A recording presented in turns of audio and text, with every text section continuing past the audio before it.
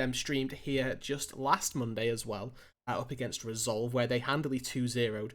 But there is very little data for both of these teams coming into tonight. And we've got sort of a one-game sample size for OQ. TSM, we actually got the pleasure of the Academy stream as well. And then the second game, round number 2, neither one of these teams got their game streamed. So we really are going in a little bit blind. TSM, we have got a bit more backup bias, I suppose, more so than anything else.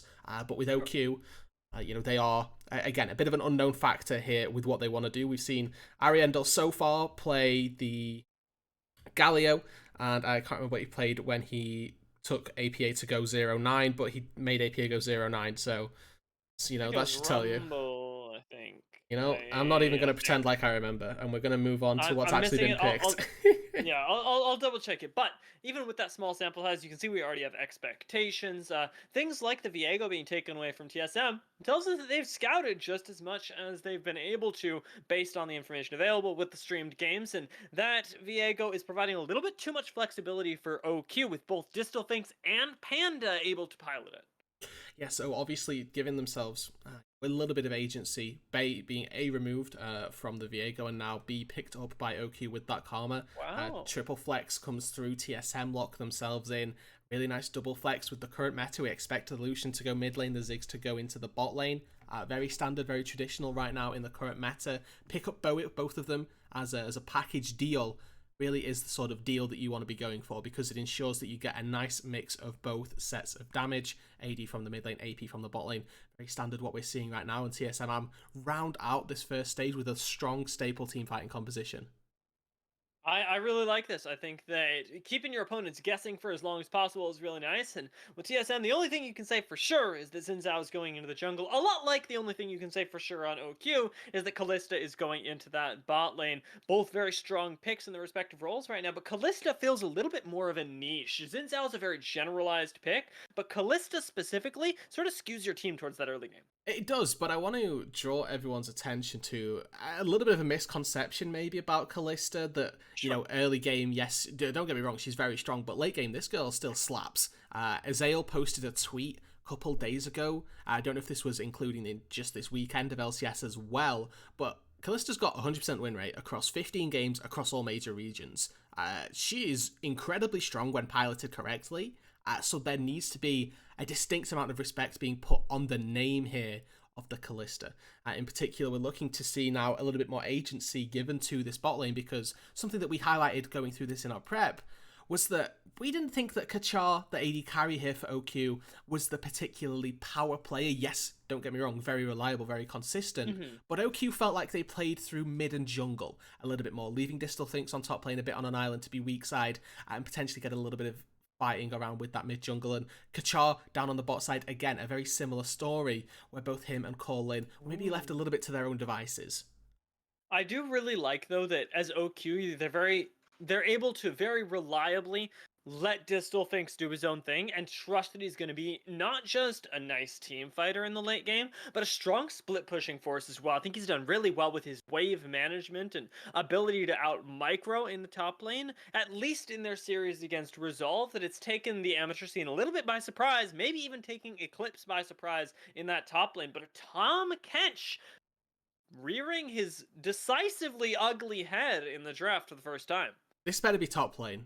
Tom Kent's support has had mixed results, I think is the best way of phrasing it. Definitely not been living up to the hype of old Tom Kent. Definitely provides much different set of skills when you're looking down to the River King to see what he can accomplish. Becomes more of an engaged style champion, and with the Jace locks in, have to imagine this is now going to go down to that support role. And honestly, this just, to me at the very least, seems like it's going to be pretty difficult for the Tom Kent, right? Kalista, a champion that hops everywhere.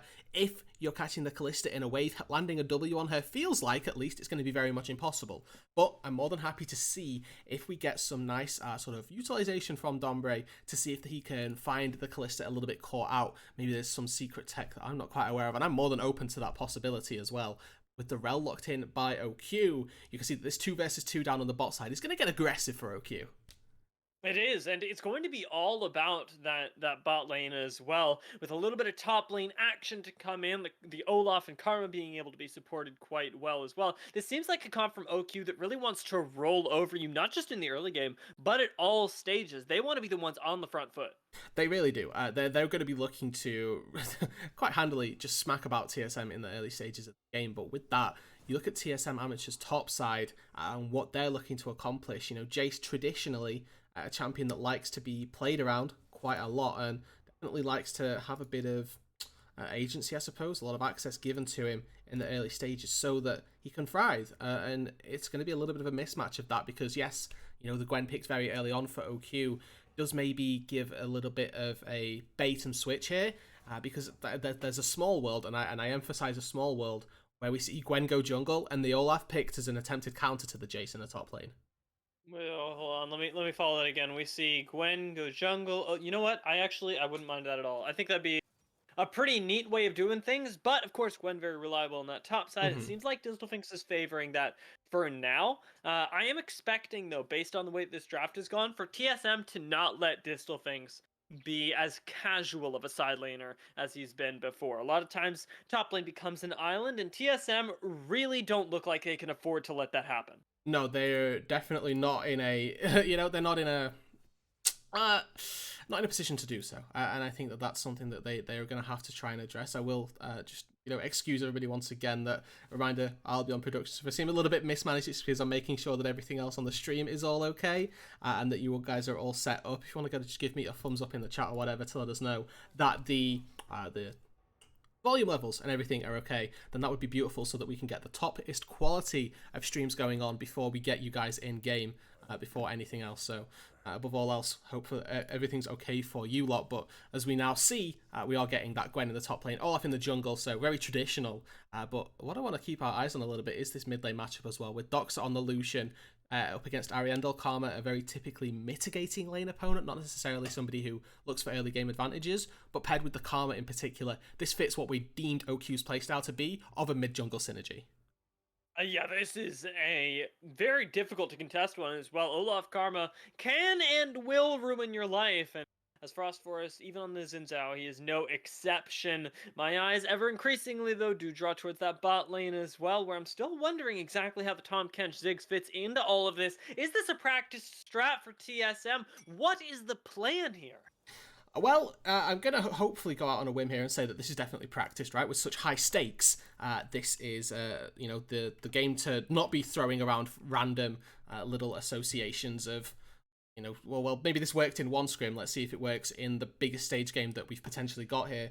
For TSM, obviously, there's a little bit less riding on it, but they do need to win this game. They obviously need to get themselves at least a win here. I think that way that the standings are working, if there's a single game win for TSM, that pretty much puts them through. So there's a little bit less of onus on them to find some success. But with a lot of sort of priority being placed around that mid lane and top side of the map, most notably, they've got three really strong champions to do that, right? Jason, Zhao, Lucian. That's a pretty lethal do-si-do of champions. It really is, and a lot of them can sort of isolate in 1v1s as well, whereas OQ are really strongest as a squad, especially because of that Karma. Being able to branch out and take isolated fights is going to be a lot more difficult. They need to be decisive and coordinated in their plays, and I'm expecting a lot of them to be around these objectives. Even with a Ziggs shoving you in the bot lane, and with a Lucian having his way in the mid lane, an Olaf, Karma, Callista should always be able to contest those neutral. And I think those neutral objectives are something that we're going to see quite a lot of. We could definitely expect some early game presence around that top side Herald, particularly with the likes of a Ziggs down in the bot lane. Don Bray is going to be giving a lot of agency to roam around the map. Ziggs fitting this sort of AP Ezreal style of play, but just a little bit better than Ezreal in what he wants to be doing, because Gorica here can be left on his lonesome down in the bot lane on an island to farm up fairly safely under the turret from range outside of Corlins and Kachar's engage range, and that allows Don Bray to move up to the top side of the map to support this already very strong top side for TSM. And if they use that support pick as well to be there, to be in presence of this big fight, then they're going to have a numbers advantage. They could well very easily find themselves a lead through that top side, getting a Herald potentially, transitioning that down to the bot side for a Dragon, mid lane priority through that Herald to secure such likes. There's a very real chance that TSM use this sort of, it might not seem like it, but use the bot lane picks to alleviate and get topside pressure. Yeah, it seems like you could actually get some really nice ganks off as well, and I'm expecting more than likely for Ziggs to be covering maybe not even one, but two lanes at the same time, and it's a lot on the back of Gorica to make sure that he can keep the map under control, where his team goes around and pushes the pace of the game, while they make sure that OQ can't realistically play. And OQ, let's talk a little bit about them for a second, because we talked about their mid-jungle duos being very strong, but with that strength, what can you do? Well, the hope and the sort of dream for OQ is that they're able to push in mid lane, which isn't going to be too easy because Lucian has fairly decent wave clear with the piercing light. Move around the map, try and punish the Xin Zhao a little bit here, because yes, he's got a lot of early game dueling power, but Olaf for the longest time has been the king of early game skirmishes, has been that champion that really, really wants to get down and dirty in the early stages of the game and find those aggressive looks into the enemy jungle. And when we're looking at OQ, right, we talked about that their bot lane is going to have priority, will be able to, be maybe a little bit in a 2 versus 1 situation if Dombre is playing this Tahm Kench on it as a roam style, but we're expecting OQ to have bot lane priority as well. I think that if those two combine, with mid lane and the bot lane being able to come to blows, that's where we can see Olaf move into that bot side jungle. And even if it's just gain vision, it's preventing Xin Zhao from finding some early game ganks, because on these very low range champions that OQ have drafted for themselves, a Xin Zhao gank is very realistic. It really is, and Frost Forest, we've seen in previous series, including their games against Cloud9, that he is willing to pull the trigger on any gank. Whether he thinks that Pandissimo is set up for the counter gank or not, this guy will go in and challenge you just to make sure that you're always on your toes. So Frost Forest, keep your eyes on his pathing and his ganks, because there's a good chance that OQ simply aren't ready for the level of aggression that he brings to the Rift, and that can really start to pull your game plan apart. Be it 1 or 2 kills, any of these lanes, including the jungle, is happy to have them. that really is the sort of perfect epitome here of what's going on. And just whilst we're making sure everything's all set up, I want to check that we can hit that pause at 5 for me, dear. We'll do the very standard, very traditional makeshift what we like to be doing. I'll make sure that it all looks good for you guys on stream before I transition over. I know that I've not done that just yet, but all being well and with enough time and enough space given to me, once again, apologies for the slightly budget production, but it is what it is. It's better that it's not this game not being anywhere. I'm going to check for you, dear. Can we get the unpause then in 3, 2, 1, unpause, and we should 6, be good.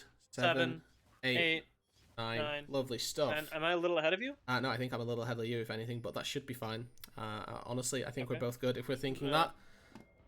I would hope so.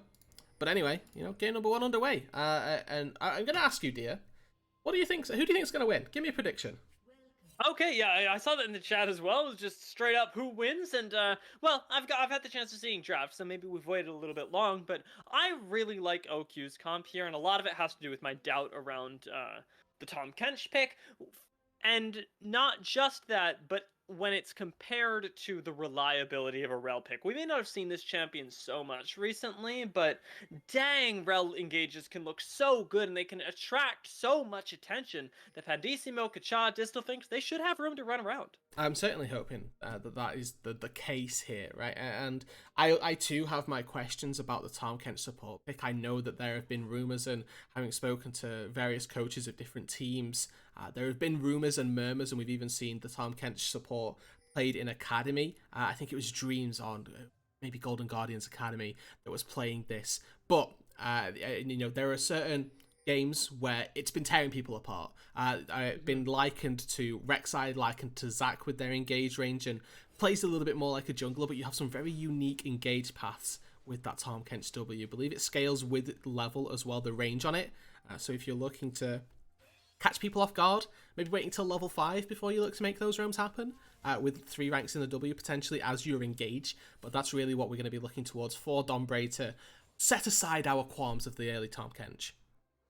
I want to ask you a question real quick just about the timing, just to check in one more time that we're at 56, 57, 58. That look good? And maybe should be good now as 02, 03. Nice. Oh, perfect. Nice. Little readjust, and we're absolutely fine. Okay. It's important that we adjust this earlier rather than later, because I'm expecting these first couple minutes to be pretty action-packed rooted, given the kinds of champions we have. You know, as am I. We're looking already down on the bot side. Colin is already posturing, at the very least, very aggressively to try and find some. Already got the blue. Yeah, this is There's, there's a lot of action to be had early on, and I'm actually quite impressed that we picked that one up, right? Pandissimo taking away the top side for TSM, or of TSM more so than anything else. He's seemingly going to have a 3-camp, because it doesn't look like Frost Forest has any idea that this has gone on, and he may be looking to try and invade onto the Olaf at his red buff, but he's going to be met by empty camps, and that's definitely not what he'd have wanted. Yeah, I don't think Pandissimo had a defensive ward there either. Definitely spotted the Olaf on the top side, did Frost Forest, but evidently just not going to be able to trade back in time. Just finding the Krugs at that top side, definitely not a success story for this Xin Zhao, and it's a great early move from OQ that is not punished anywhere. You know, and what's great about this is that I don't think that Frost Forest actually knows that his buffs are gone just yet.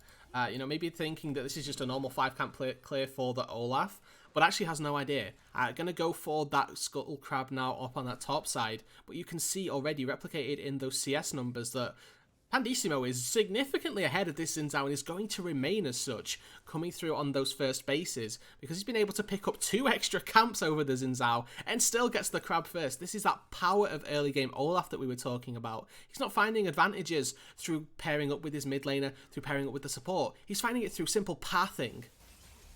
And imagine when he does group up with his mid laner and support. That can get really, really terrifying, especially when we consider that even the bot lane is doing quite well right now. No problems for Colin and Kacha, able to consistently shove in onto the Ziggs Tom Kench that have yet to challenge them, and both junglers taking a reset now, leaves us with OQ in a solid advantage should they take any fight across the map. You know, and looking toward those fights here, something that we'd highlighted should be happening. You can see there's that distinct difference in items between the junglers just based off of that. Iron Spike Whip versus components of the Phage for Frost Forest. So Ruby Crystal and Alongside definitely not holding a candle to that power of having a lot of AD plus the active as well on the Olaf. So snowballed off to a bit of an early lead here. Pandissimo is going to go up and meet that his golems are gone and are going to be as such for a fair amount of time here. But outside of that, a very strong early game for OQ. You can see that overall it's a 100 gold lead going in their favour at the minute, leading in part to the fact that we've got an even top lane, which is very good for OQ. You've got a mismatch in the mid lane of about 5-6 CS where we've got Karma a little bit behind, but then down in the bot side, Kachar has been able to find some early on aggression out of that bot side of the map, at least force Frost Forest and now into a bit of a fight. Yeah, even more aggression right here, and Pandissimo's arrived too, which means that realistically OQ should win the fight, but Dawnbreak goes for this anyway, following up on the engage onto Colin. It's Pandissimo trying to frontline right now, but with no backup coming from the rest of the map, both teams are going to end up having to disengage. OQ, a lot worse for wear, but they get the dragon off the back of this. Yeah, this is all down to that bot side priority, right? Zig's not at the point just yet where he can freely push those waves in regardless of mana and level, etc. You wait until about that level 7 mark before you can just EQ the wave, backline goes down, and then it's very simple, trivial to take down those few melee minions. Kachar in this early stage will have that priority over the Ziggs, and that's exactly why OQ are able to cement themselves with that dragon and with that nice little advantage as well. It's the first neutral objective that we've seen taken this game. It's fairly early on. I know that myself and yourself here, dear, from a lot of Brazilian casting, we're not used to seeing dragons go down quite so early, but it's a nice change of pace here to get to see some early game focus put down to that dragon. And now with about 2 minutes before that herald spawns, there's a little bit of time for Kachar, for Colin to cement themselves a little bit of a CS lead even further down on the spot side before they have to go in.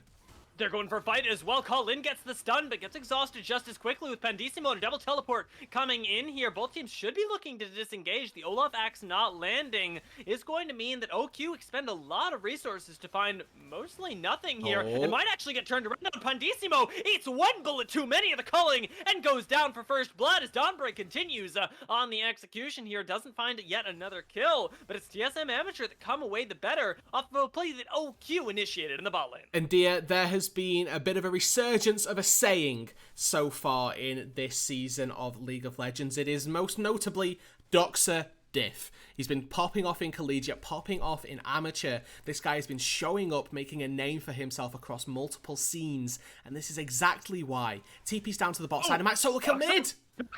Oh, the heal comes in just in time for Ariandel, who should actually be able to find the win here. Has the shielding, and has that Q off cooldown in just a few seconds here. Flashes for the kill, gets the root down and gets him, but Eclipse on the top side answers back with a solo kill on Distalfinks. Oh, it looked so good there for OQ for just a second, but it's the solo lane in the top side. Now Pandisimo flashes. Oh my god. This is the early action we were talking about. Frost Forest gonna barely not eat an axe there as it goes a little bit short. Double teleport back in here as well. Pandisimo needs to find this slow. Frost Forest is trying to get away. Does get the dash back onto these Krugs here. Will he manage to fall into the waiting arms of the turret? The flash away not gonna save his life here as Distalfinks is on the chase as well. And that's another kill going over to the side of OQ as they desperately try to escape the jungle. Now on the one hand, Frost Forest was breaking ankles left, right and centre. They got hit by one out of, I think, 5-6 axes. Ariandel is absolutely fine. But he greeded his flash in the end. If he doesn't get tagged by that undertow, it's still going to be an awkward dive, but you could have prevented that death so much easier. He knows it. We know it. Trying to save that flash does cost him his life in the end. And it's, again, another trade, but this time it's the significant advantage coming through for OQ. Because on the top side, we did see that Eclipse was able to find that solo kill. And actually, Distalfinks comes down to the bot side here to try and get himself out of that horrendous lane. I tried to allude to it a little earlier on, but now Herald is the objective. We're gonna have to wait on that as Frost Forest is on receiving a little too much damage, but the same can be said of Pandisimo, who once again goes down to this Lucian, and Kacha is forced to pull Colin to safety, not the rest of the play, leaving that Rift Herald all alone for TSM Amateur. And I gotta ask you again, Rudy, TSM Amateur, they are handling this early game unless I'm mistaken. No, they really are. It's actually really bad here for OQ, in case you couldn't tell by the fact that they just lost a kill on the objective. But because they moved their Gwen down to that bot side, their supposed weak point here of their game, and they pulled up their strong side, but unfortunately weren't able to do what they needed to. Ariandel was a little bit late to the play. TSM happily able to secure themselves the objective, secure themselves the kill as well, and are looking to continue making this statement here. If they go clean sweep through the opening here of EGL, the group stage, they're contending here for a position that they've not really been looking for pretty much throughout Risen, throughout Cup, and that's a serious contender for one of these leagues. Yeah, they would have sort of wandered themselves into a place that nobody thought that they would be at the top of this, but is looking increasingly likely given the way that they've played this out. Currently, just a small 1,000 gold lead and the loss of a dragon doesn't look too good on its front end, but the way TSM are continuing to push the pace here and answer back even the plays that OQ are making for themselves is the thing that's really pushing me over the edge. I'm definitely hoping to see TSM keep on moving this game forward, because they've still got a very strong top side, right? This Jace is very snowballed, very far ahead right now, has two components of the Eclipse staring down Distalfinks, who's got plated steel caps and the bonus, or sort of not even the bonus of a leeching Leer, just the components at present. Actually even has the wave in his control as well on the top side, so he's definitely looking to snowball this lead up on that top lane. Gonna need some jungle intervention at some point, but you can see that Pandisimo simply not in the position to do anything about it. TSM now beginning to overload bot side, potentially looking for that 4-man dive. God, Kachan call in. They just got to get out of there. You can see the full retreat being called, and even that Rift Herald being channeled right here might be close to netting TSM that first tower. Depends how this fight goes, because it doesn't look like OQ want to give this up. Instead, gonna go for the kill onto Shelly. Unfortunate as she falls once again under that tier 1. Not getting the tower here, but certainly securing TSM the first path onto this dragon. Remember, Ziggs and Rift Herald, two friends that go hand in hand. And you're quite right here. The Dragon's going to be the objectives now. This is a 4v4. Both top laners are still in their lanes. Neither one of them has TP. I still think he's going for an all-in. All right, gonna try and stop that, and well, he's certainly stopping the backup from coming into the bot lane, which is exactly what OQ need. Donbray gets out of the ball, but Colin follows him up for the double kill on the Rel of all champions.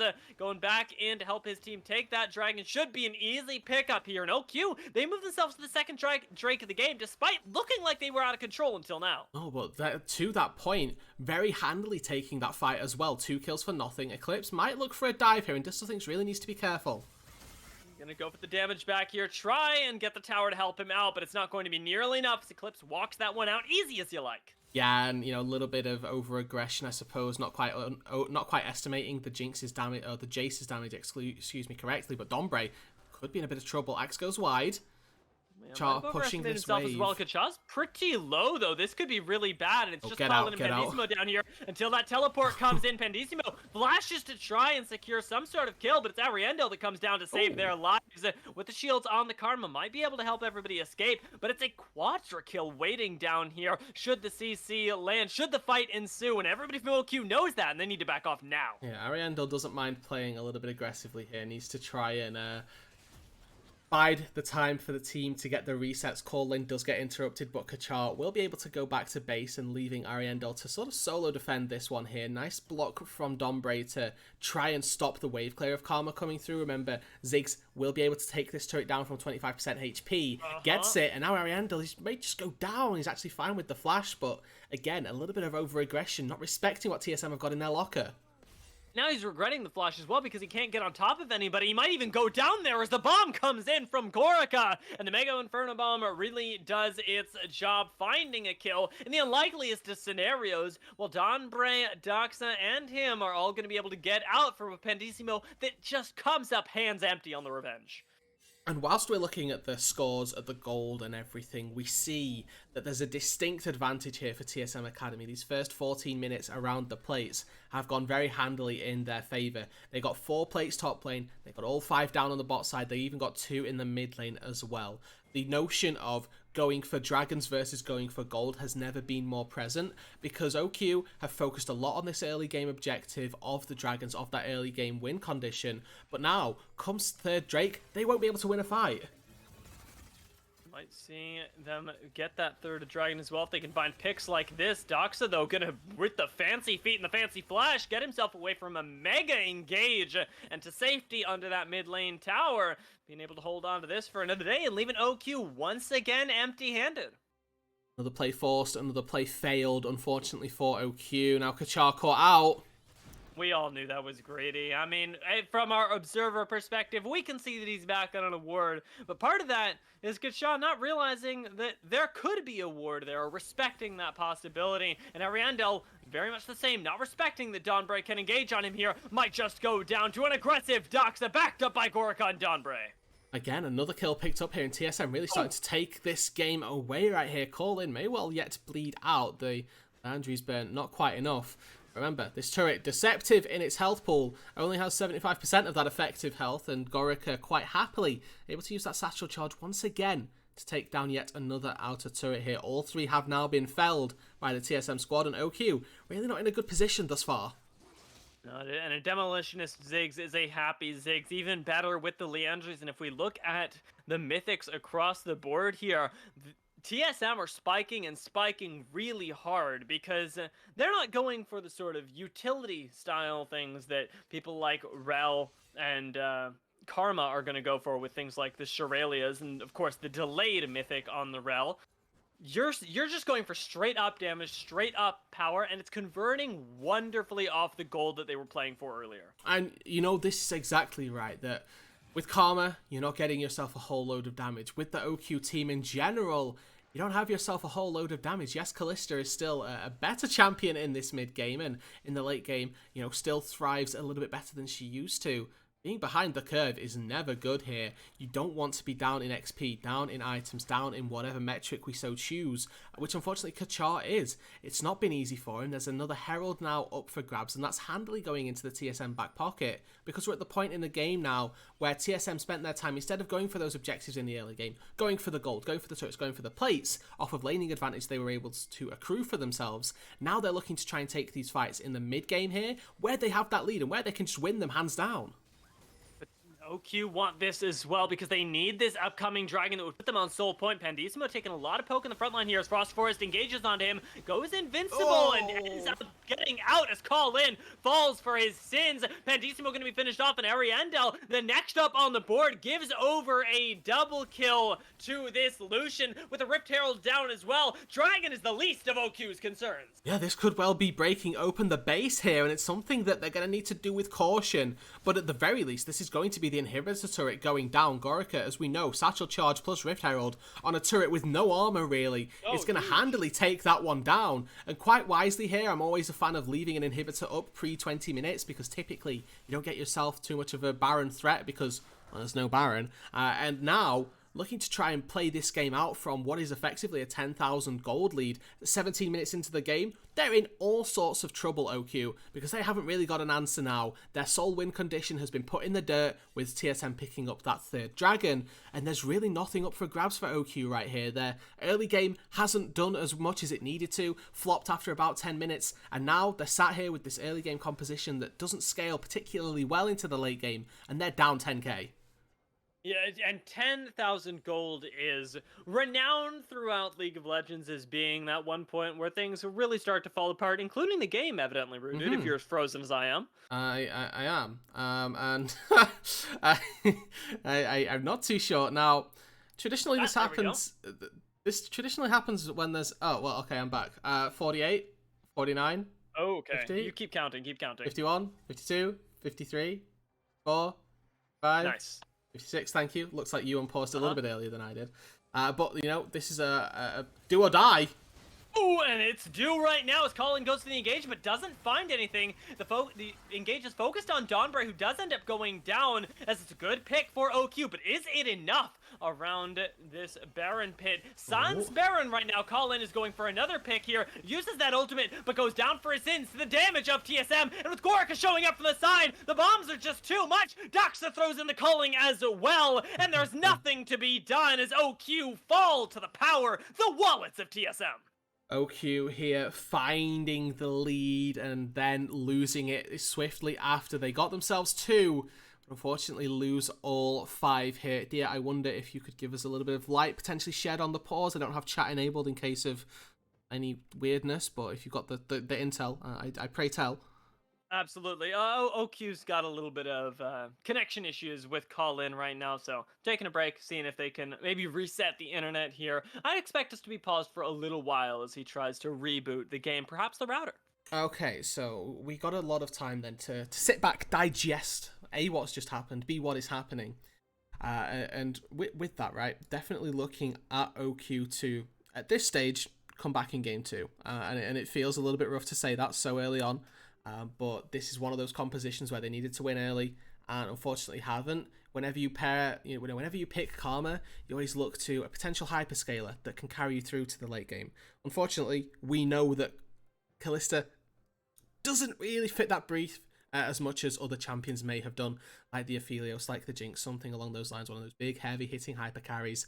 And whilst they've still got Distelfinks on this Gwen, who can be a big late-game threat, if we look at the difference in items, we look at the difference in if I toggle the gold here, the difference in gold, you can see that, Distelfinks, whilst he will have Riftmaker money when he finally purchases it, he's an entire item behind. Yeah, this is not just a matter of whether they have scaling, but whether they even have the gold to contest that scaling, because at this rate, that 6th item that you would need to look for as the great equalizer is going to come in like 5, 10, maybe 15 minutes after TSM have already got theirs, and they're not falling off by any means either. The 1-point champion that you can really point to here and say that's going to get worse as the game goes on is the Jace, and Jace isn't even the driving force of TSM's charge right now. Unfortunately, you're entirely correct. It is Doxa on this Lucian. It is Gorica on this Ziggs who are the ones at the fights. The ones who are in position, setting up beautifully to get into those money-making positions. Yes, Eclipse went down in that fight, but it was more than worthwhile to allow Doxa to free hit, to allow Gorica to be sat so far back. He wasn't even a part of that initial engage, but the Mega Inferno Bomb comes from the base to give enough support to the team to make that fight a handy wipe right here. And I don't want to, cast too many dispersions about what TSM are going to try and do with this. If we look at the little minimap, that's yeah. I was going to say, if we look at the minimap, they're going to be looking to try and take down the Nexus here, which is something that is, I'm going to say, a little bit far-fetched at 18 minutes into the game. Now, Rooted, I just want to check, since we have unpaused, that we're at the same time. Let's do a resync. Let's do a resync. Okay, well, let's pause at 50. Okay, because, again, apologies, ladies and gentlemen, but being from the UK myself, transatlantic express of internet, means that typically, when there's a little micro pause due to League of Legends, mine tends to be a bit longer than Dia's, and then we get desynced, and then all of these weird shenanigans happen where Dia's asking me to tell him that there's a team fight happening, and I haven't seen it yet. But I am now paused at 50. In 3, Perfect. 2, 1, on pause. 51. 1, 2, 2. 3. We are good to Nice. go. And we should be good for the rest of this game here. I don't imagine it's going to last that much longer, but at the end of the day, if it does, we're ready for it. Yo, during that pause, though, I was thinking about it, and I was like, hey, you know what? Big ups to Kacha, by the way, because he doesn't just have the most CS on his team, he has the most CS in the game, and as the carry, as much as we haven't seen Kalista become the highlight, and as much as we haven't seen Kacha really be played around nearly as much, it is proving in this game alone, where even at a 10,000 gold disparity, you can have the most CS, and you can be pumping out the majority of your team's damage. I think it's a good look. It's definitely a strong showing, right? Regardless of whatever colour we try and paint this, Kacha has shown up strongly, strong enough here to make a bit of a name for themselves, regardless of the outcome of this game, this series, whatever it is. I've been incredibly impressed by him, but now down on the bot side, TP's already coming through from Doxa.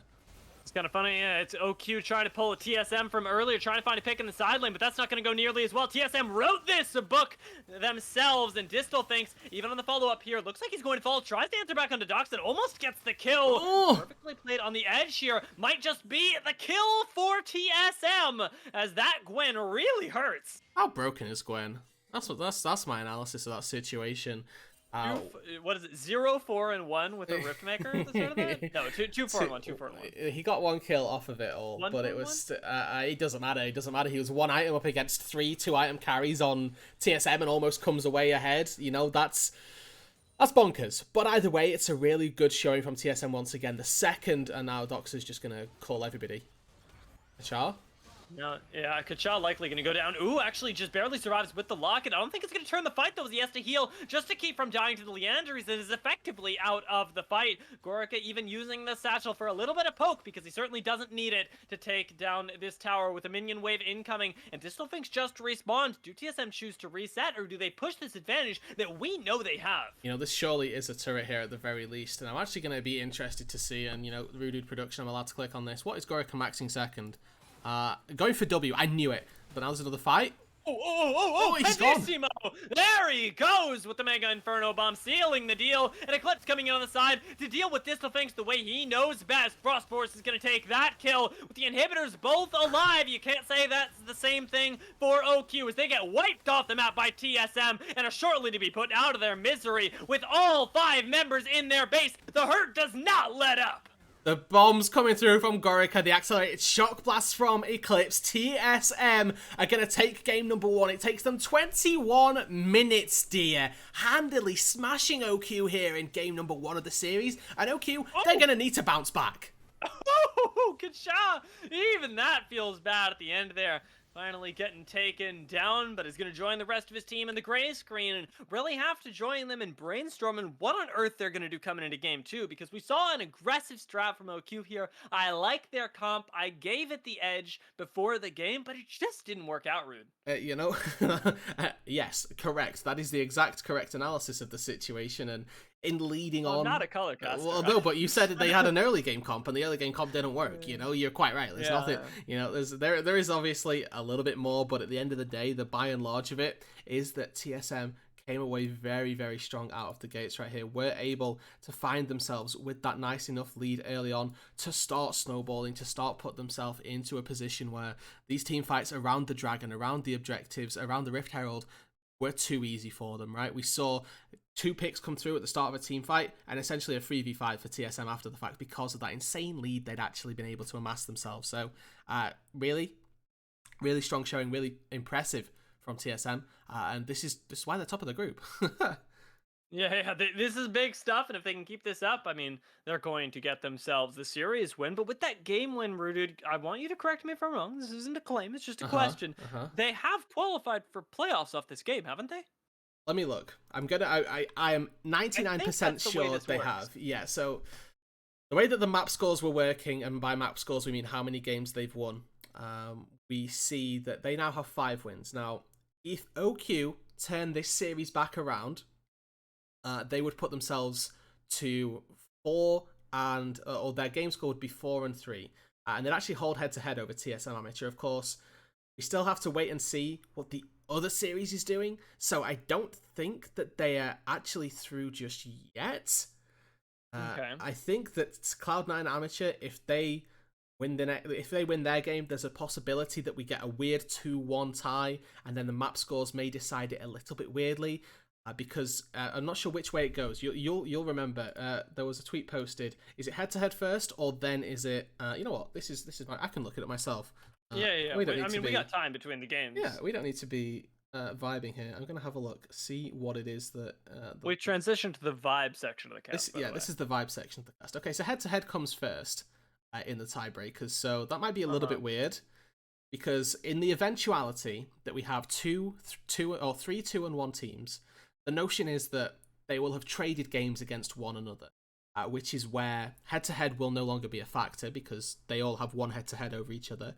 And then map score becomes the factor. And in map score, TSM will be ahead. So I think you're correct that they will be going through regardless here because they have won, or they will have won regardless, 5 games as opposed to the maximum that OQ can get is 4. So, yes, you're correct. They go through. Okay, so to sum it up, yes, TSM are through. Have now qualified for the playoffs. Yes. Nice. Okay, that's good. It is. It is very good. Very well done to TSM. Definitely. Congratulations. Yeah. And second off, doesn't mean that OQ are out necessarily. That's true. This is the other sort of factor that we have to bear in mind here. I'm also, just going to look at the Academy stream right now because they're streaming Resolve versus C9 Amateur. See what the state of that game's going. It's finished. Well, let's see. And I saw a tweet that there was a 3-0 Graves about 5 minutes into the game. So I'm gonna go out on a whim and say That's that C9. XU. Yeah, it is XU. You're quite right.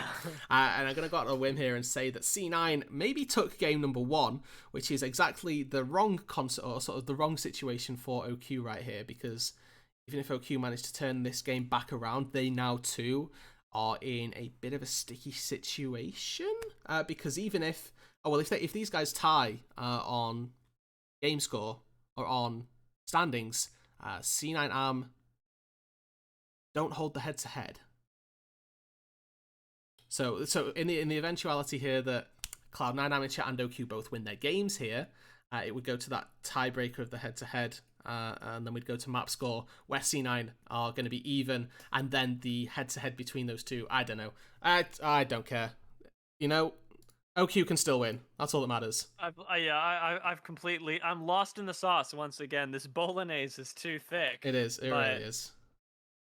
The fact remains that we have 2 more potential games, and that's the hope that I'm hanging on to, Rooted. Same. Is that maybe I'm we sorry, get everyone. even more? No, it's good. Somebody's got to do the math, and I'm not going to do it. I'm going to sit here and ask other people to do it, which would get just really annoying. So I'm glad that you've done it for us, and now we get to sit back and enjoy some League of Legends eventually. I assume that they're loading up the next lobby. I have no control over this. Neither do I. I mean, I'm just sat here. They're just vibing. We're all sat vibing, looking at a screen, waiting to see an invite appear. So, Hermes, we're waiting on you, buddy. I appreciate you giving me the intel, giving me the invite here, but want to give me the game as well. That would be extra special spice. Now, it's possible, of course, that, there's a little bit of a break between the games, especially for OQ, who need to think up a strat off of that game. What's your strat, Rudu? Now, I know we're not coaches, and I know that we're going to get flamed by Wolverine on Twitter for talking about the game in any capacity, but I'd love to know where you see maybe OQ's playstyle based on that game matching up against TSM in a favorable way.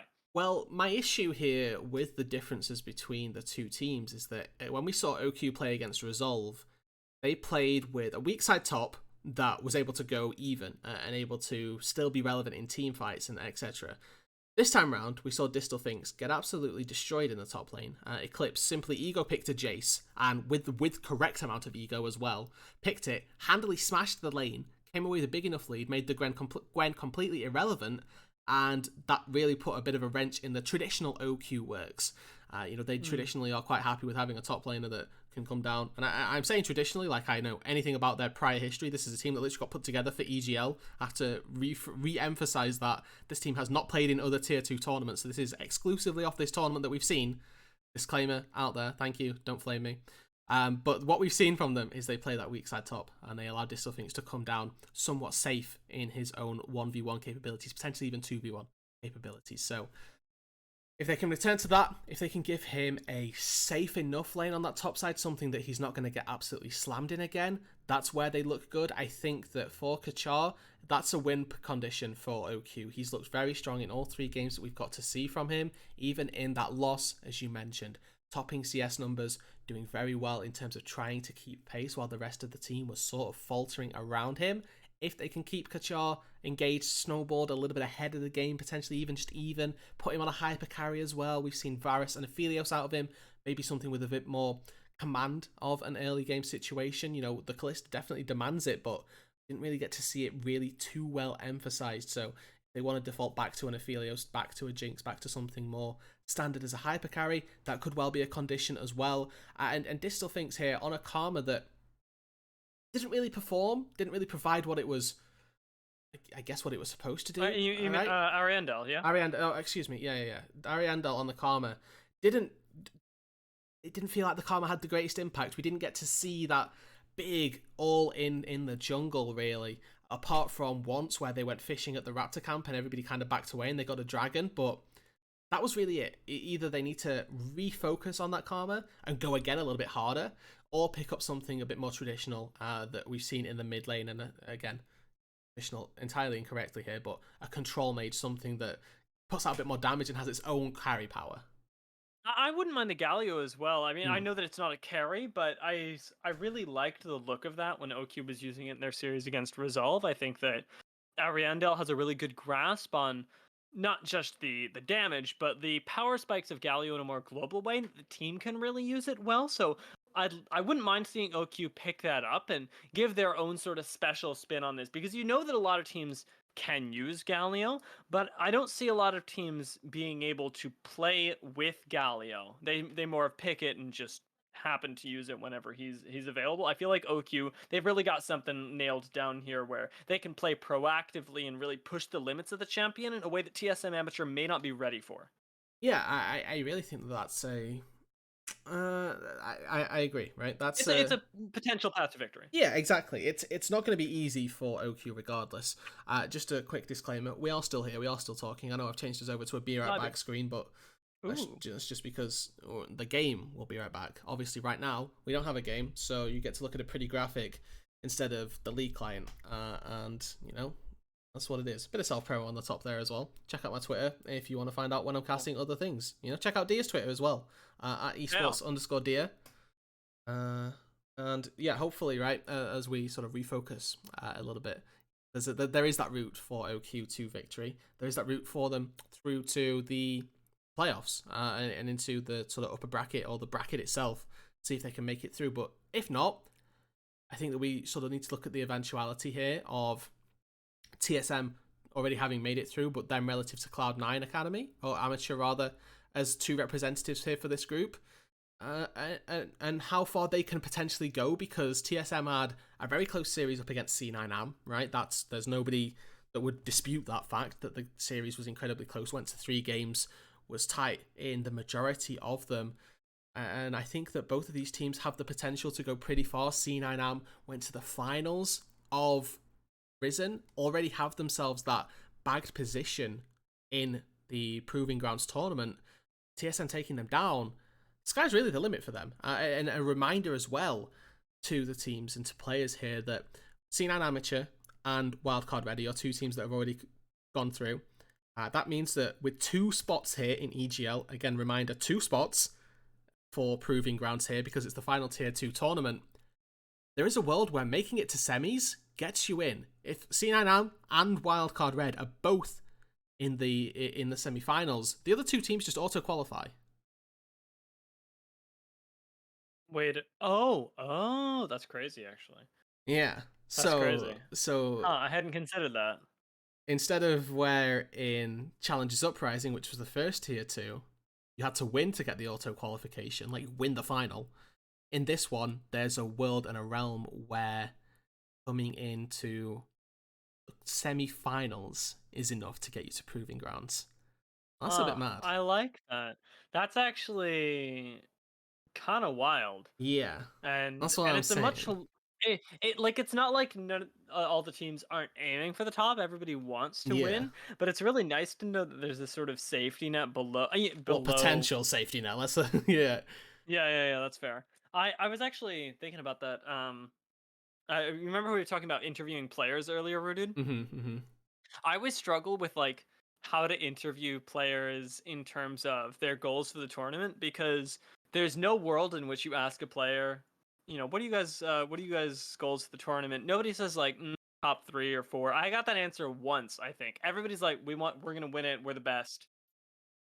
Yeah, And I don't know how to differentiate between that and like, but like, what do you actually want to do? Like, what's your bare minimum and like still be what happy? would you be happy with? If I had to put you on the Yeah. spot and say, hey, what's occurring? Yeah. what is the goal in terms of, hey, if you got this, would you be okay with it?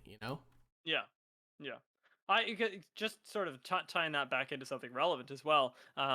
I was thinking about it because I was thinking about OQ specifically and how we're all expecting, or rather hoping for them being able to make playoffs, them being able to take games off TSM Amateur and such. But I'm also just really happy with the fact that we have another team that can contend in Tier 2, as they've already proven, whether they win this series or not. Having to come out of nowhere, I expected that they would basically be another AoE main, and they definitely weren't. What do you mean AoE main? What do you mean? AoE main team, the Okay, superstars from EGL OQs. I see. Yeah. And For those of you who aren't aware, I Rudu coached a team of me and several other inters that all played in EGL OQ. Rule set is broken. you say inters, but what you mean to say is caster extraordinaires. Excuse I you. was auto-filled in my own tournament game. No, no, no. That's not the no. case. No. You asked for bot lane. I remember. That's true. That's true. That's true. Uh, And about that'll about do with the slander, actually. yeah. Trying So to say that my coaching techniques are not superior to deal with the likes of TSM Amateur, who we would have faced, actually, if we'd have won that game, by the way. yeah, has been suspended for 3 games for disciplinary action. No. Also, I need somebody to move down so I can join. Yeah, I know. I'm working on it, okay? Entertain the people. Okay. Mm-hmm. I got you. Speaking of which, people, remember to stay hydrated. Right now, drinking the H2O, and as a great man, Kangas Cast once said, we must all remember that dehydration is the true enemy. So remember to drink up, get yourselves ready for some even more a banger League of Legends. I'm personally listening to the Sentinels of Light soundtrack, which is Hey, also pretty good. We good? Oh, we're good. we're good. Big I up bought enough time Dombre. with my hydration propaganda. Thank you, Don Bray. He's my MVP this game. That's it. That's it. Tom, He was actually pretty good on Tom Kench, right? I'm still not sold. I'm not gonna lie. I think that Tom Kench Yeah. was there.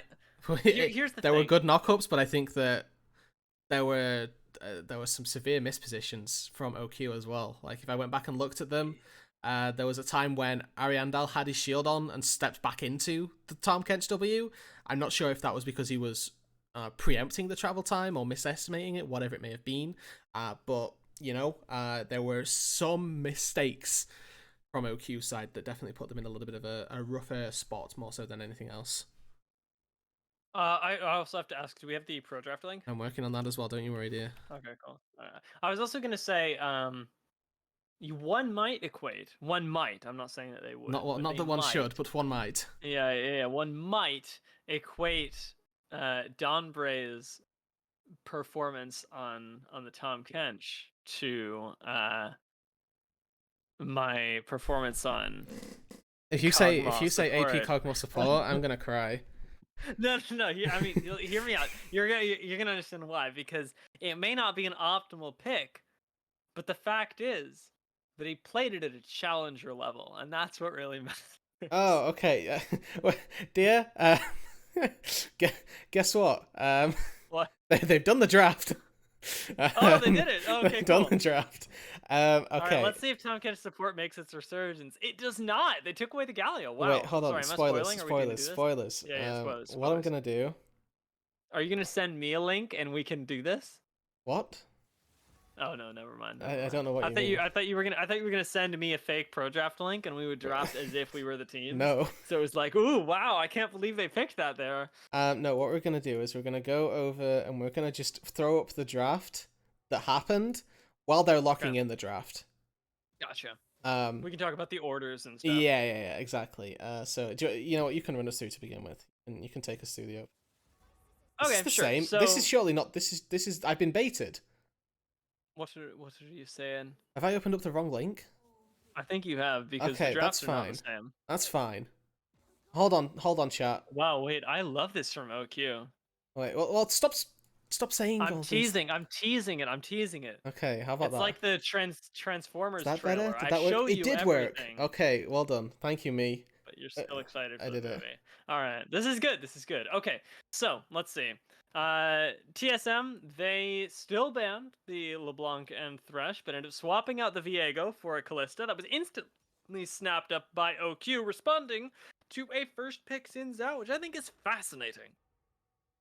So they took Xin Zhao first last game, right? As well, if I'm not mistaken. And they're Same exact thing. staying true to their style. What you'll see as a bit of a difference, obviously, OQ have Viego this time. We've seen Distal Finks play Viego. Huge. We've been very impressed by it. They've also answered my questions of, can we get a Jinx? Can we get a Hyper Carry? We get Jinx. It's not a Philos, but, same thing for OQ. And we get the Ziggs ban on OQ side. That was what I wanted to say, which means that their AP source is now coming from the top side of the map in a Kennen, and they've actually locked Lucian Ezreal as their two marksmen of choice. That's on TSM side. I like this from them. I think it's a little bit more team fight investment than they had last game. I feel like last time it was a lot of individual in-lane outskill, but with things like a Galio and a Kennen, you can't ignore the fact that their team fight is going to be destructive. Yep, agreed. They have got a lot of mighty fine team fighting tools. Also, as they get later and later into the game, double marksman compositions just skyrocket because you have ADCs who, obviously, at the later stages of the game, are very typically your highest DPS sources of damage. So if you get to those late game stages, having not one but two of them is going to be very, very useful. And if we do see a nice slicing Maelstrom into Hero's Entrance combo, it's going to be very devastating for that backline. But on the other side of that, what we have to remember is that there's a fair amount of DPS coming out of OQ as well. And we talk about DPS heavy mages. Ryze is up there with Cassiopeia and Azir for somebody who can dish out DPS in a team fight. So I, for one, am excited to see how both of these compositions really go, because we have a little bit of split push presence with Doxer potentially being able to play side lane, Ariandel as well trying to match him, Distal Finks on Viego can try and opt into that side lane, but both of these compositions you feel like really want to take team fights, really want to start setting up around those objectives, keyword of the day, and try to find those fights. Now, I gotta say that we talked about the double marksman composition in a good light for TSM Amateur, but I want to spread the cautionary word as well that OQ have two of some of the best champions for dealing with marksmen in Viego and Diana, who absolutely love when they can get on top of a squishy member, especially when they can combo you to the point where you really can't react anymore. And there's not a whole lot of ability to stop them on TSM Amateur if Donbray is part of the engage. Interesting you say that. I'm going to go out and take the alternate proposition here and say that TSM actually have probably the two best AD carries. Actually, no, they haven't got Xayah. They have the other two best AD carries at preventing dive. Ezreal, notorious for his safety, right? And Lucian, one of the few AD carries that has a fairly short cooldown on their dash. Obviously, Tristana's fairly decent at getting out of there as well with buffers, etc. But by the by, Tristana's not in this game. Lucian has a dash to get away. Ezreal has the arcane shift to get away now. The caveat here being that you are much more likely to find a successful disengage with arcane shift than relentless pursuit, one being a blink, one being a dash, means that if Moonfall is cast and Lucian is in the vicinity, odds are that he's going to get pulled back in regardless of that dash, where if you're Ezreal, you can most likely buffer out of that and get a little bit of safety with that. So there's the opposing AD carries here that kind of have some tools to get away, and if we see the Lucian W actually do enough, the Ardent Blaze, in giving movement speed and culling down this Diana before she's even able to get into the fight, I think that the tools for TSM to get away and their backline to stay safe are actually fairly relevant here, because yes, they've got Nautilus, who's trying to look for dredgelines, trying to look for depth charges, but he's got to traverse his way through Ken and through Xin Zhao to get to the backline. That's a good point. It's not the easiest thing to do, especially as Nautilus doesn't build a whole lot of tankiness. I like OQ's draft a lot more, but it's like, what is it called? I like the OQ's draft a lot more than I liked their game 1 draft, but I'm not sure if that's going to save them into what we're clearly seeing is a lot of potential from TSM Amateur to run circles around. Yeah.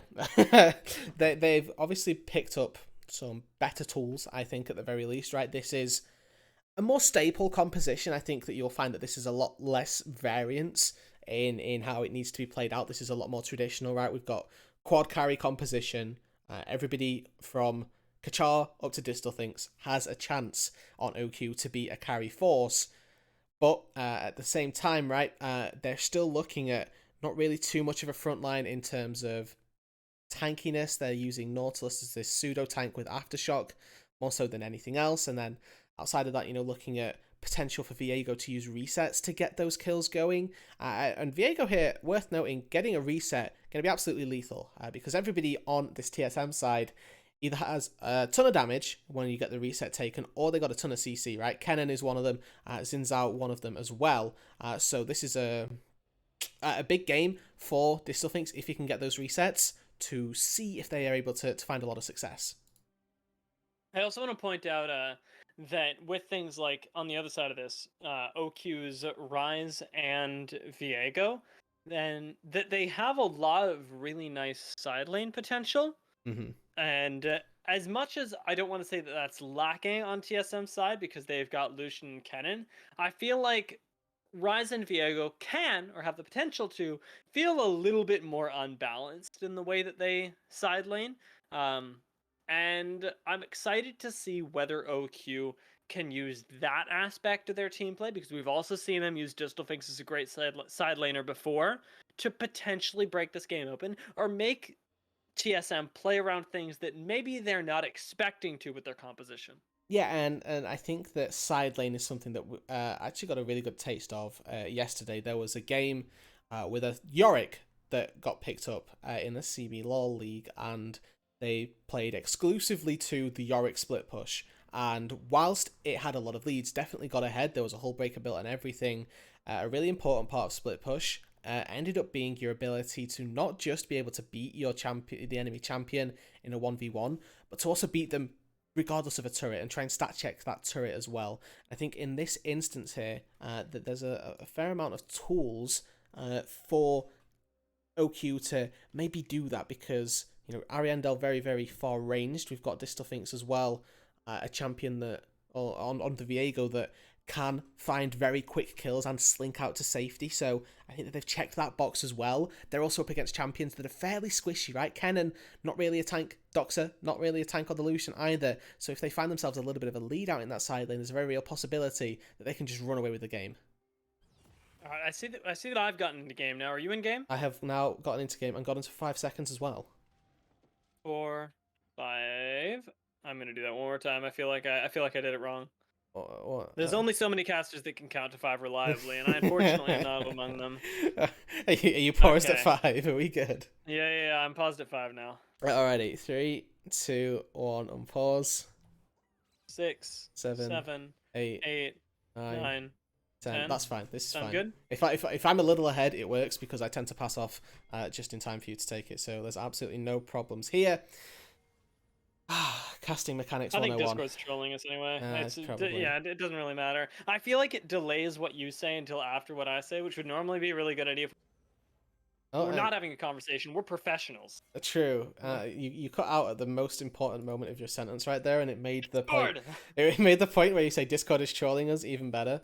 Um, because Discord said, "Yeah, I am," and then dropped out. Yeah. That checks. Wait, check this out. Check this out. Look at that strat right there, dude. What, warding Tribrush? Crazy. That's wild. I like this. I think this is a good time for your little soapbox. Okay, all right. Yeah, we were talking about this earlier. Me and Dia hitting up the classic solo queue. Right, if you're looking for Tribrush shenanigans early on, OQ went about it the best way, but Gorica knows his Tribrushes. He's been listening and studying at the school of Rudude. And I'm going to cut over here, if there's anything happening, please let me know, dear. Effectively, you do not want to stand in the Tribrush. Right here. Don't want to stand here. What you want to do, as the AD carry, come out into the middle of the river, stand about here, and then you can spot people moving up through the lane from the jungle and spot them out. That's one spot that you can stand in and you're able to get away. Or you stand like Gorica did, put the ward down, and then, you know, spot them on their engage coming through here. If you stand in the Tribrush, you can get picked. You can have to force your flash. You can get engaged upon. Don't stand there. It's bad. Stand outside it or put a ward down and run. There we go. Doing great. Now everybody's educated. Go spread the gospel of Rudude as the game has continued. There haven't been any kills just yet, but everybody's laning pretty well. We saw Duxa poke at Ariendel, and that's about the maximum damage that we've missed so far. It's been relatively calm, and fortunately enough for the junglers, especially for Frostforge, things are going a lot better this game in the start. Yeah, Pandissimo obviously on the Diana definitely doesn't have the same access, same agency in the early stages to find those early camps. You know, Diana still does clear fairly quickly. Level 2's about to hit bot lane. No, ooh, perfect timing as well. Donbray actually ends up getting that taunt as they ding the level 2, and that's a huge trade for them as well, with Gorica really pumping out the damage on this Ezreal. Yeah, I mean, that simply is the difference between level 2 right there. I love the fact that Donbray was channeling that prior to even hitting level 2, recognizing that it was coming, and recognizing that, you know, soon, I'm going to get there eventually, and then as soon as that taunt comes through, he levels up, gets the Justice Punch as well, takes Core Lane down to a fairly low amount of health, but has got the biscuits, has maybe just indeed got the potions, and does break away and get enough health back. Distal Things shows us all who's boss in the top lane for now as well on this Viego. Up against a Kennen who we don't see too often. I'm definitely favoring Viego in this matchup, and it really comes down to how comfortable Eclipse is, not just on the Kennen in lane, but in the team fights, where we see a lot of people being able to pilot him really well when he's meta. I don't see a whole lot of him outside of that, and it can definitely, it's not like riding a bike. You've got to take a few games to get back used to this if you're not somebody who regularly plays this guy in solo queue. So we'll get to see if there is that volatility around the top lane sort of familiarity, I suppose. But something of note right here is that we did see Pandissimo take a full clear of his jungle before attempting to take the bot lane Skullcrab. Was unsuccessful due to, in part, bot lane priority, but also the fact that Zin's out in the early stages, a fairly lethal duelist of his own. And now just punch bot lane. Oh my word, what an interrupt. Yeah, Didn't matter. That's a really cool hook right there. It didn't look like it's going too well for them either way, as Donbray and Gorica still come out on top there. But against a Jinx Nautilus, it's kind of expected that they're not going to have the best time against the Ezreal Galio in the early game. Jinx definitely not really matching up in terms of the damage. You know, yeah, I think that this is one of those lanes where it could probably go either way, and I think that level 2 really decided it in its entirety, because Kachar is low on health now relative to everything else, and you see that Donbray gets to engage at will, and Gorica... The Aftershock's actually gone. Colin could die here, does manage to flash away in time, but that was real close. It's one of those games where if you take Exhaust, if they take an Ignite, that's a kill, but they go for the Exhaust, and quite wisely so, but... Feels bad now for later on when Pandissimo jumps in, when Distal Finks jumps in, and then you have a tool to deal with them. So, like I say, definitely a little bit of an early on detriment, but now, you know, still with enough of a lead, right? They forced the Nautilus back. He's going back to the fountain and he's going to have to heal up, loses out on XP. Yes, Gachar gets solo XP, so you can argue that a little bit either way, but still, very happy with that outcome. Get themselves the flash, get themselves the Summoner spell net gain, because they've still got Gorica flash. And it's not just the bot lane that's going well for TSM Amateur. It's worth pointing out the top lane, We did see Distelfinks able to pull off Cheater Recall as well, so he's got an immense amount of sustain with the Doran's Shield and the Cull in his pocket. He's doing pretty really well. just keeping Eclipse here in Oh, suffering. okay! Get the kill. First blood goes to Distelfinks in a solo kill. My oh my, this is a completely different beast then. Comes out from game 1 after getting smandangled by Eclipse. So decides, you know what, buddy, I'm having Viego. You don't have an answer to this. Eclipse picks the cannon, and you're quite right here. Doesn't have the answer. Now Doxa reaches level 6. Ariandel has to flash here. Surely, Doxa. Okay, doesn't burn ulti. Interesting. I'm going to choose to save There that we one. go. Maybe using it now. Ariandel not going to have to flash there either, it seems like, as he's able to fancy foot his way out and fancy foot his way into a dragon, incidentally, as his team picks that up. Okay, so this time round, the dragon goes over, and nothing really gained for TSM. This is dangerous, though. The two-man invade doesn't look like it's going too well, but that taunt changes everything. TP. As Bandissimo is going to go down, Gork is joining as well, and Kacha has to flash the wall to stay alive. Ariandel joins the fight, doesn't quite find the kill into Dumbre immediately, but gets it right afterwards as the slow lands onto Gorka. The Ezreal could go down as well, and the teleport has to come in to save them. Kacha in danger is going to get not even ported out to safety as Dox is going into the turret to try and find Call in. He gets rooted up, gets taken down, and another kill goes to Ariandel, making it an even kill score across the map and a dangerous game for both teams. Oh, and they take the fight to OQ's jungle here. TSM going huge in that fight right there. Able to pick up 3 for 2. Kills all in the right place, and now Ariandel caught out. It just doesn't look like it's going to go too well for him either. Does this. flash that second bit, though, and waiting for cooldowns right now. Turns around on a Frost Forest, only to be knocked up and taken down. Yeah, Frost Forest had to burn that flash right there. The Rise had a lot of damage about to come out of his back pocket, so wisely flashes in for that knock-up, takes him down, kills in all the right places for TSM Amateur right here. They got 2 on their Zinzao, 2 on their Ezreal, starting to balloon their lead here, get themselves to those Divine Sunderers even quicker. Think about where these kills are coming in for OQ as well, because they've got 2 on their Rise and 1 on Distelfinks in the top lane on the Viego. I don't actually mind where they're placed, but it's definitely not as easy to directly translate that into a comp win. You know, it's decidedly not. But well, we have got a little gank here in the mid lane. Ariandel in trouble, no flash. Yeah, oh. Once again, though, looks like he's going to be okay as Panda comes in from the side there. Ariandel goes to 1 HP, but manages to get away, and Pandissimo is going to be able to clean up the kill onto Donbray in the meantime. That was expertly turned in the mid lane. Yeah, okay. Flash early from Pandissimo. Typically, you'll see Dianas want to find a reset on their Crescent Strike, but not going to happen this time around. And now Doxa is decidedly caught out. I don't know where he's going, but probably for the execute. Oh! Oh my god, yes. That rocket.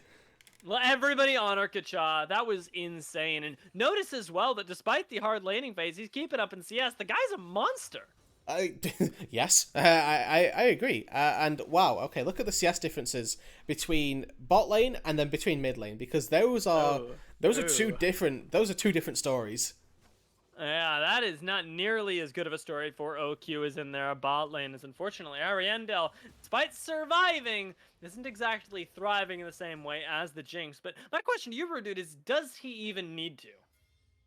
In a word, yes. I think that he still needs to be relevant this game. Obviously has now resorted to taking his junglers camps, because looking at mid lane, he's been fairly focused down by a little bit of presence. Obviously got himself 2 kills in the bot side, but hasn't been able to translate that into laning prowess necessarily.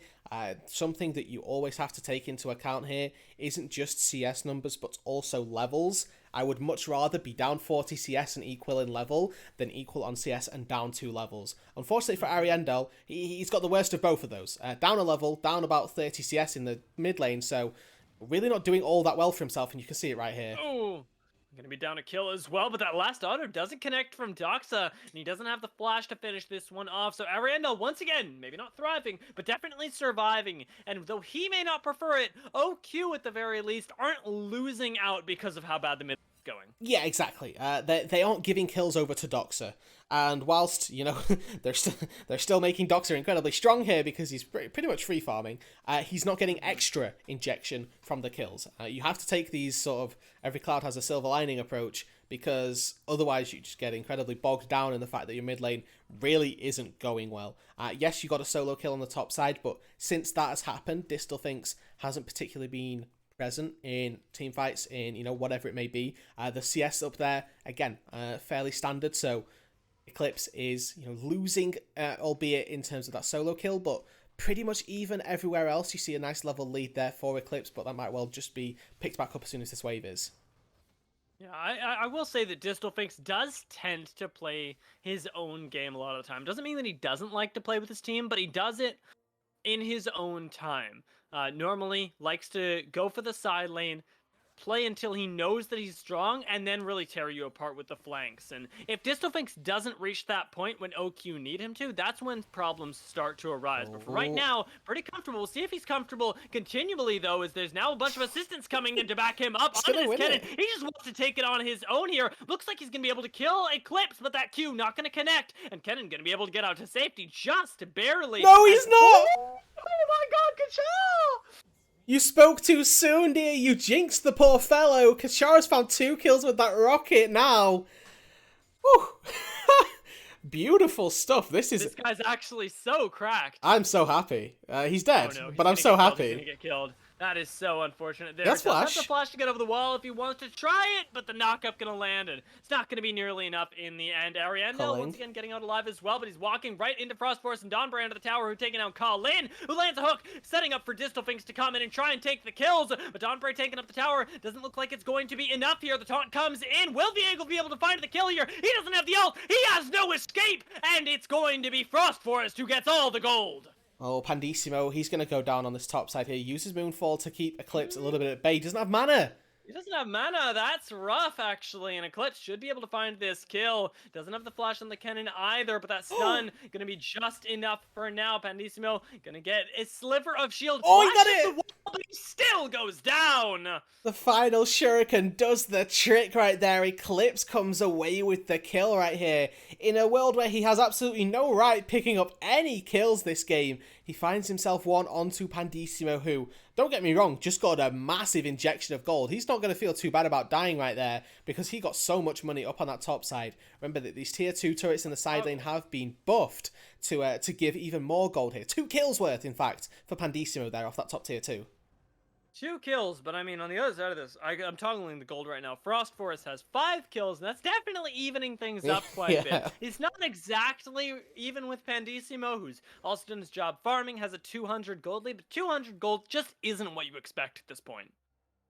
Not between the junglers. And if we once again, I'm going to retoggle the gold. Apologies, everybody. Yeah, please. But we get to see where the actual lead is, and it's in that mid lane, in case you couldn't tell.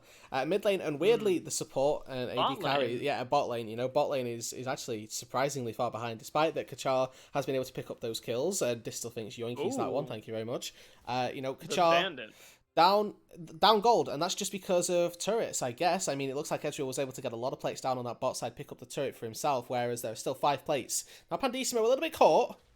All right, yeah. Well, I mean, it's not Pandissimo who's caught just yet, it looks like, although that's being decided right now as he goes golden, and Distelfinks, unfortunately, is the one that goes down first, trying to make a play happen. Kankachop put out the damage. He has to flash the lightning storm from Eclipse that splits up the team, and, well, it wasn't just Pandissimo. It was 3 others. Yeah, that was a 5v5 there, but it was a little bit too disjointed. Kachar never really got access to that fight. Ariandel did, and Ariandel died for it. He got 600 gold bounty, though, off of the Xin Zhao. In fact, 500 gold bounty, excuse me. So 800 in total. So, you know, a nice pickup for the Rise in the mid lane, but it is by no means comparable to what TSM are getting across the rest of the map. They take their fight in their jungle. They have free access to get there a little bit faster and do so very, very nicely. They're able to get themselves 4 kills, 1 mid lane tier 1 turret, and they're looking to break open the top lane tier 1 as well. And this is a huge play, and has been several huge plays in the favor of TSM Amateur that currently has them at a 3,000 gold lead. But once they're able to reset and put out even more pressure, is going to turn into so much more of a devastating difference between them and OQ. Just when it looked like OQ were good, it seems like they've been set back 2 steps.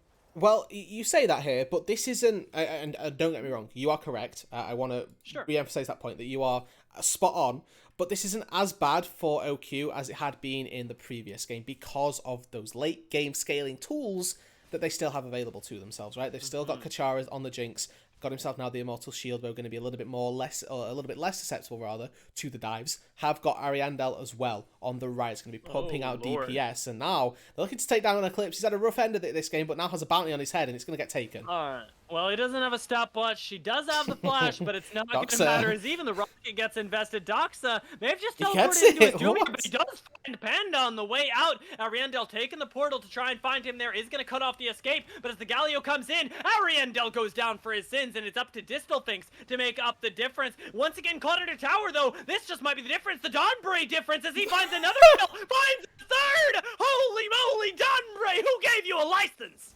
Oh, thank you, Mr. Dombre, as TSM are charging down the mid lane here. They didn't want to take Herald so early on last game, but they may have no choice, as Kachar there is going to finish off the Rift Herald, likely to keep that one alive here, and he's actually going to let it die. Really smart here to allow the Rift Herald to take the inhibitor, because what this means is that, effectively, TSM are now going to get no mid lane income. I want to point that out, because all of these super minions that are coming through makes it very difficult for TSM to get minion kills in the mid lane. And it means that OQ, they're going to get even more. They get themselves, obviously, super minions in every single wave. They're going to get a little bit more influx, more gold into the Jinx. Now, this is a very weird way of sacking off for your Jinx hypercarry in the late game to give up so much pressure in the mid lane. But so early on, you're allowed to do it here, because what objectives are they going to be losing? It's not a second Herald, because they just lost it and it just got a mid lane inhib. It may well be Dragon, but they got taken at about the same time, so you expect that the mid lane inhib respawns about the same time as that Mountain Dragon. So really, should be free farming in the mid lane for OQ for this time being, and Kachar is going to absolutely love that. Talk about Kachop for a moment as well, because I noticed he's built the Immortal Shield Bow, and as I'm not an ADC main myself, I just simply witness the games and comment on what I see happening. I'd love to know your opinion, Rutude, on the Immortal Shield Bow in this game specifically. Right, so this game specifically, he has 3 other carries. Means that you don't necessarily need Kraken Slayer, and I think that that's the main contributor to this here. I think that you could have made an argument for Immortal Shield Bow or for the Gale Force here. Definitely just valuing the lifesteal passive, it would appear, over the movement speed more so than anything else. But I don't think that there's really too much else to say about it, because TSM, they're taking quite a significant amount of OQ space now. I think it's quite significant, actually, that we were talking about how you have 3 other carries to rely on, but only one of them is there with you. Kacha, Colin, and Distalfinks are just sort of forced to watch TSM as they take a second inhibitor, and yes, it might be pre-20 minutes, but this doesn't look bad for TSM at all, because they're able to continually execute. There's a limit to how much you can give, saying, oh, well, if we just give over all of our inhibs, and then all 3, you get no gold! But they get free reign of the map. They could put down any vision. If you want to contest anything on the map, you have to walk completely blind into Fog of War, and now obviously they're doing so here. They've put down their control wards to try and play defensively, but you can tell a lot about the pace and the dictation of the game by where teams' vision are, and you saw right there that there was a control ward inside the more aggressive brush from the TSM side, and they're very happy to put that vision down, because they know that they can take it back at a moment's notice with the lead that they have for themselves. I also want to point out here that TSM Frost Forest, as a maverick that he is, has gone for the Wit's End second item here, which this game actually has some very, very real value up against double AP mid jungle, and also because, 6-1 and 4 very fed, will be able to continue to batter down Jinx's hatches. Gonna be pretty spooky. Oh, Don Bray. I don't know if you want to contest him after he gets a triple kill here, and especially when he's backed up by the rest of the team as TSM. They're just going for the rinse and repeat. This time, OQ are set up to try and find an engage with at least Panda in the area, but it doesn't look like they're able to get anywhere close as Frost Forest and Don Bray play big, beefy bodyguards in the front line. Look at the items here. Both the AD carries have hit 2 items. Culling is going to slow. Gorika's Mirror Mana is going to mean that his poke is going to be dealing so much damage. The engage comes through. Oh! Colin goes for it, but it's just onto Dombre in this front line. It's the best place to be. Bandissimo goes into the back line, gets instantly exhausted, and Eclipse stalls at everybody else, even finding 2 kills with the help of Frost Forest. It looks like an easy fight for TSM Amateur as they dissect and then tear apart OQ. But in the front line, Doxa maybe goes a little bit too far forward, and they do end up losing the 1 member. TSM gonna play this a little bit safer, gonna continue abusing these inhibitors that they've already found, and finally take down this bot lane tower as Distelfinks finds himself a first free set, but Eclipse is having none of that, chasing him down and taking him out. Oh, and gets the true shot barrage called in as well, who has to burn that shield just to keep alive right here. That's the third inhib here, dear. Ariandel as well in a lot of trouble, doesn't end up falling. TSM may have overstepped their bounds. 3 inhibs are theirs, so is the kill on to call in, but Panda keeps looking forward. Gorica not backing off, Arcane shifts forward, not giving a care in the world as to whether Pandissimo collapses on him or not. Yet another teleport into the base. TSM, they want to end this at 20 minutes. They want to put OQ in the ground convincingly. We'll see if they can do it. Eclipse going low on the side here. Might be taken down by Ariandel. Donbray plays bodyguard once again as Doxa tries to get away from the moonfall, but flashes back in at the wrong time, going down to Panda. Orica's all on his own. He's the last member left in the base, and he's going to be able to get out with the arcane shift, but he's going to be cut off by the Rise just as quickly. Flash cone takes him to safety. Gorica's on the great escape, and he might just be able to do it. I'm going blue in the face, but he's gonna finally end up going down. Distelfinks almost falls, and finally Goric off the back of the immortal shield bow is gonna go down. I'm done casting. One other kill goes down. The fight is over. Take your time, take your breath, dear, because TSM pretty much won the game right there. They took all 3 inhibs. They took 2 Nexus turrets. Now, if TSM lose this game, by some feat of God, by some pure miracle, they need to have a serious long look at the VOD review and say, what did we do wrong here? Because there's going to be a long list of things that happened. But dude, it all comes down to taking inhibs per 20 minutes. that's the goal. That's what we've learned here. And, you know, to that point, something that I like to see when teams take inhibs pre-20 minutes is their recognition of, well, we're... Okay, the Super Mega Death goes right. I had to hold my breath. But the recognition that when the inhib goes down, they have to force the play. TSM have done exactly that. They said, okay, we got 1 inhib. What do we normally do with 1 inhib? Oh, we get more. Boy, did they.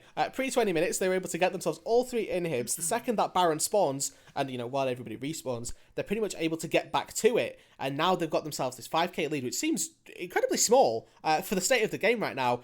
And it honestly is, because the strangest thing here, OQ aren't out of this yet. Ariandel's been pumping out DPS. They're still looking for fights.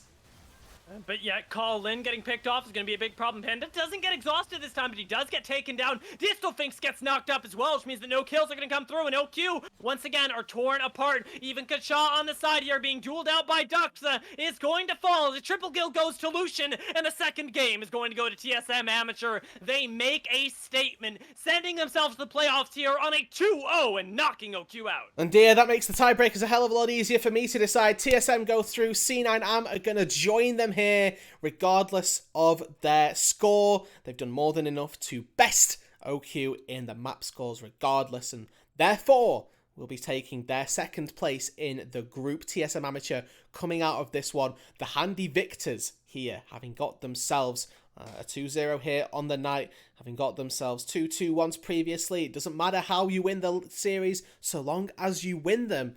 And TSM Amateur, they've proved that perfectly.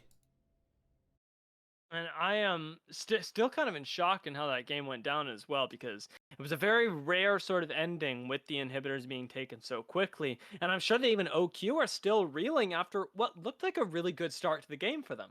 You know, yeah, they really looked like they had a decided opportunity to make something happen in that game, but it did come down to, let's call it mid-game. And sorry, I took a lot of time there to figure out what it was, but you could tell that their mid-game decision-making just wasn't quite on the same wavelength or on up to par with TSM Amateur right there, because they looked incredibly strong throughout, were always together in those team fights, and as together as they needed to be, most importantly. And I think that the real turning factor was that dive down on the bot side, Mr. Dombre getting the triple kill himself.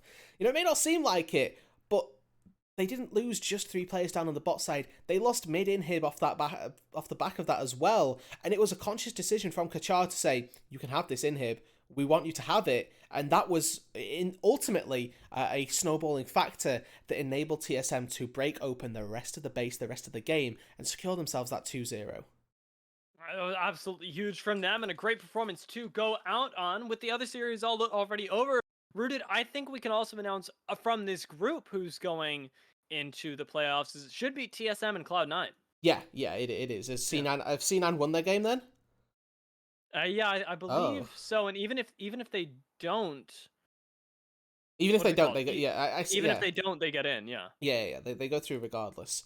Actually, just so that you're aware, Resolve are slamming them in game number 2 right now. Oh my God, really? Yeah, they're killing the Too bad they Nexus couldn't as whip I that out speak. earlier. So, That's wild. well, it's off the back of a Ray AD carry, it would appear. Or actually, never mind, it's PCL top laning. I see an 8-2 Jace up against an 0-5 Renekton. That seems pretty wild. And hey, there's no better time to say that if you want to see how the rest of this group pans I'm gonna out. raid it, yeah. There's no better place to head. So let's head on over to Academy. Check out the remainder of C9 versus Resolves. It looks like we're going to a game 3. Yeah, thank you everybody for joining us. We will be back. I don't know when. Hopefully tomorrow if I can find a series to cast. And definitely would love to have Dia back on if he's free. He's a very busy man, but if that's the case, we could love to get that one going. So. Hey guys, people, everybody, hit me up, follow me to find more games here for EGL, for other upcoming events. But it's been a pleasure casting with you, dear, showcasing the games for everybody else. Go watch the other game in this group. Go now, goodbye. And they're gone.